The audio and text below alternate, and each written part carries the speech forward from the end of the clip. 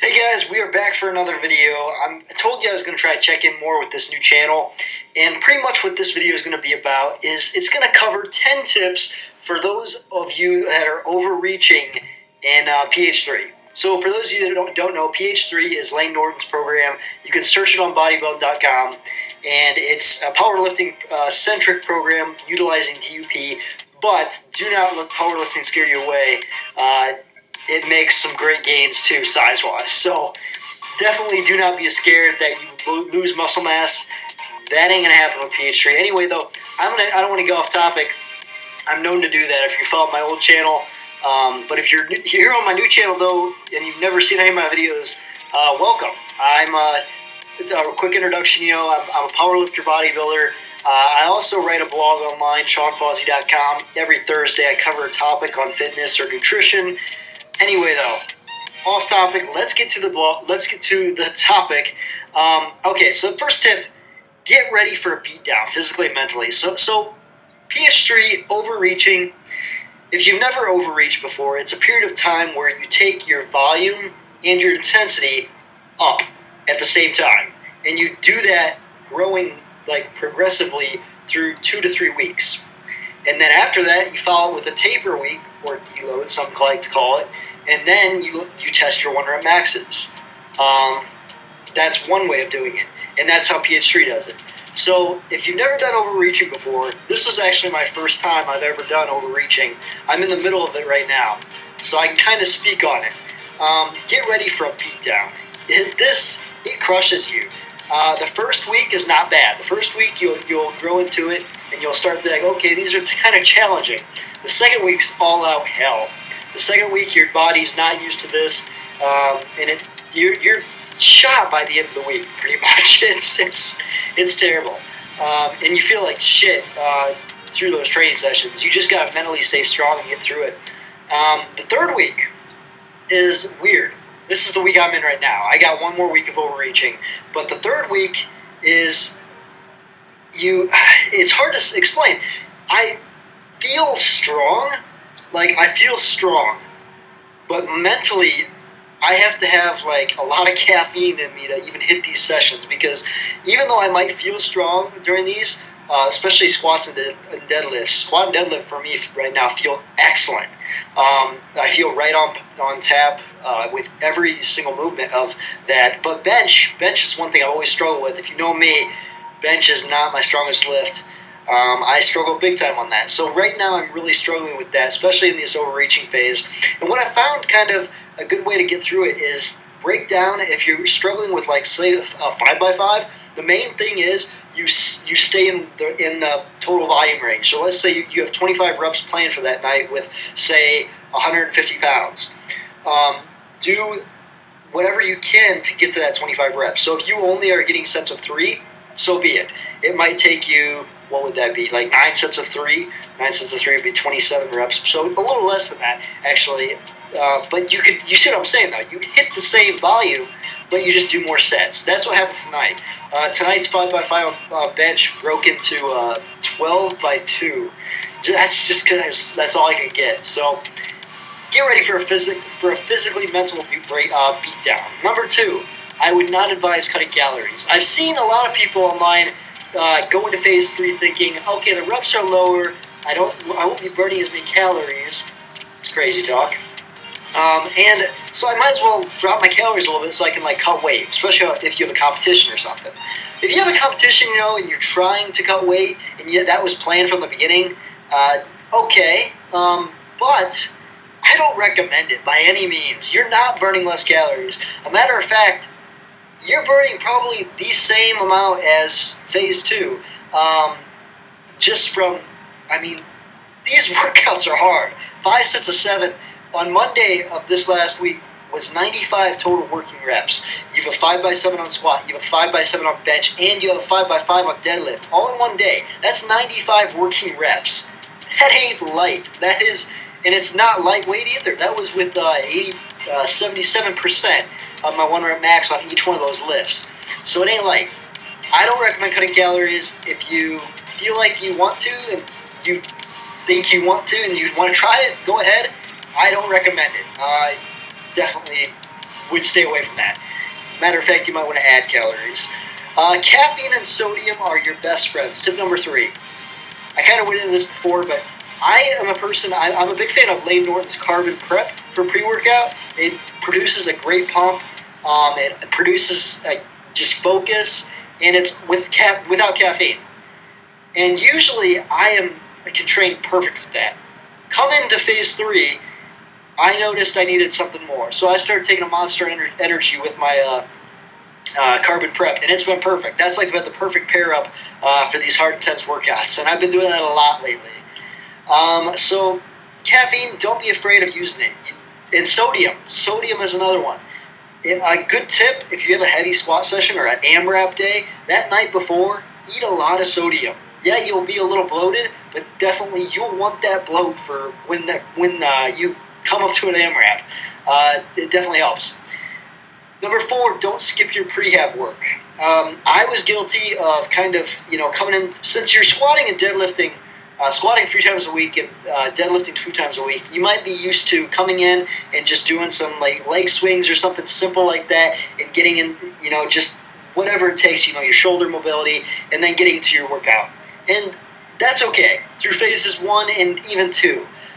Phase 3, everything starts to become tight all the time. Your shoulders will become tight all the time. Your legs, your quads, oh my gosh, my quads, my hamstrings, my glutes, everything is tight almost all the time anymore. And I've been doing a lot of prehab work. So I recommend foam rolling at night, icing, electrical stim is another thing. A lot of people don't know about this, but you can buy this unit on Amazon for only $40-50. And I have it on right now. It's on my back. I use it, especially people with desk jobs. You'll fall in love with these things. These things save your back. So I recommend a stim unit. That's what they're called, electrical stim.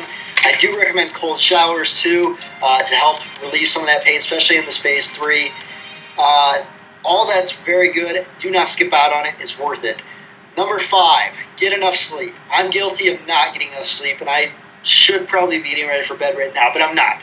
It's just the way it is. I work at 9 to 5, and I like to have a nightlife too. So you gotta make what you can do. If you can't get enough sleep during the week, sleep in on the weekends. It's not gonna kill you. I know there are a lot of studies saying you should just wake up at the same time every day. I don't, to be honest. I rotate it throughout the week where I'll have some days where I sleep in a little extra so I can make up extra hours throughout the week. And then the weekends I sleep in like an extra 2 or 3 hours each day. And to try to make up for those extra hours lost during the week. And that's what's worked for me. Does it work the greatest? It doesn't work the greatest. I would love to get 8 hours of sleep a night. Just not going to happen. 6, clear your life of any extra stresses. I cannot stress enough, how pun intended there. Clear your life of anything else important. Like if you are, say, in college and you have a lot of tests or something, don't do PH3, or maybe just stick with phases 1 and 2.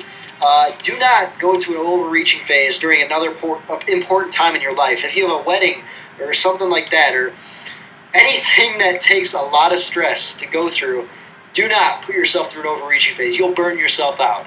I have a very easy lifestyle. I mean, my job, I'm a graphic designer, which is very laid back, and I am still being overreached mentally and physically, like I've talked about. It's physically and mentally, it beats you down. I almost locked my keys.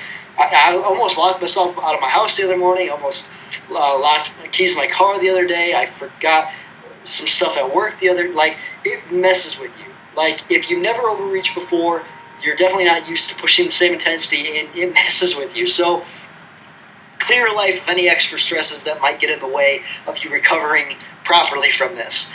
Number 7, drop some accessory work. You'll notice in phase 3 how the volume and intensity are up crazy amounts, and your workouts are already going to be long with just the main movements. For example, Monday's workout was just bench, squat, bench, and deadlift. And that 95 working reps I told you about took me a little over 2 hours. Tonight's just squat and bench took 2 hours. As you can see, when you're lifting heavy like this and your intensity is up and your volume is up, you're going to need more recovery time. So don't be afraid to cut out some accessory work. Usually, Tuesday would be like a total upper body session for me, bent over rows and stuff like that. I've had to make some adjustments. I've had to take out bent over rows on my Tuesday accessory day because they were affecting my squats for the next day. So that's another thing.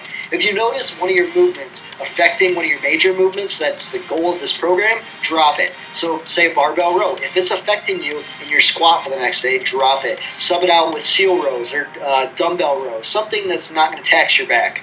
I like personally seal rows. You lay on a bench, on a flat bench, and you row back like this with dumbbells. Is it the same as a barbell row? Does it involve as much muscle?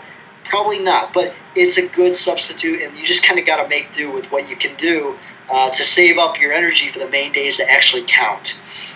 Okay, number 8, make time for longer workouts. We went into this already. These workouts are longer in this overreaching phase. They're going to take longer. You're going to need more rest time. Some of my rest times have been even up to 5 to 8 minutes. That's just what I needed. So, rest times are going to depend for everybody. Figure out what you need, but don't be afraid to take a longer rest because you need to you need to give your all to each set, whatever that takes to make that rebound effect at the end of this overreaching phase.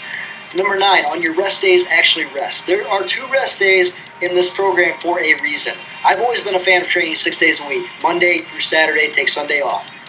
I went into PH3 doing the same thing through phase 1. Okay, that was all right. Phase 2, it hit me. Halfway through, I can't do that anymore. So I dropped it to 5 days a week, and I'm following the program exactly now, and it's perfect. Lane knows what he's talking about when he says to rest 2 days a week. So I rest Thursdays and Sundays, just like the program calls for. And on those days, I might do some mobility work like foam rolling or electrical stim, while I play, video games or something like that. But it's a rest day. I might take a walk outside, but I rest. Do not go for a challenging hike or pick up game of basketball or if you need to, throw some of your accessory work that you missed from your other days onto that day, that's okay. But I definitely don't recommend it. I recommend using that to rest mentally. I have a rest day tomorrow, and I'm so happy for it. You will greatly welcome rest days in the overreaching phase. And number 10, last one, stay mentally tough.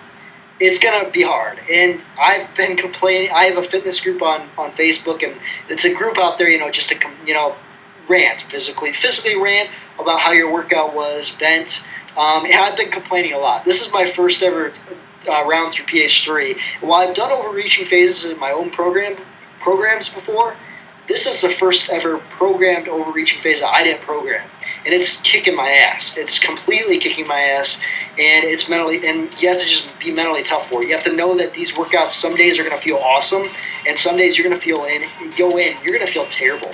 You're going to absolutely feel terrible. Everything's going to hurt, and you're just going to want to go out of the gym or not train.